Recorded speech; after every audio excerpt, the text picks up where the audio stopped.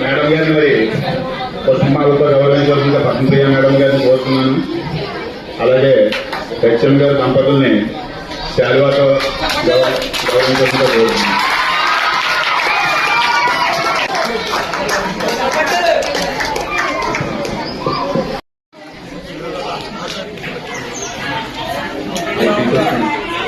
ఏంటన్నా photo madam గారు తీసేసుకుంటే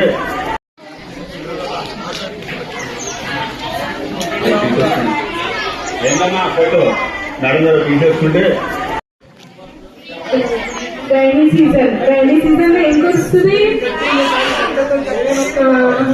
వర్షం చినుకులు సముద్రంలో పడితే ఆ వర్షం చినుకు ఎలా మారిపోతుంది? ఉప్పు నీరు కింద మారిపోతుంది. అవునా? అదే బురదలో పడితే వర్షం నీరు బురద కింద మారిపోతుంది.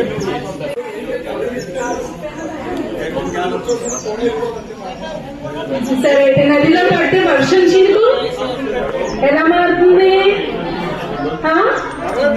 ఎలా మారుతుంది?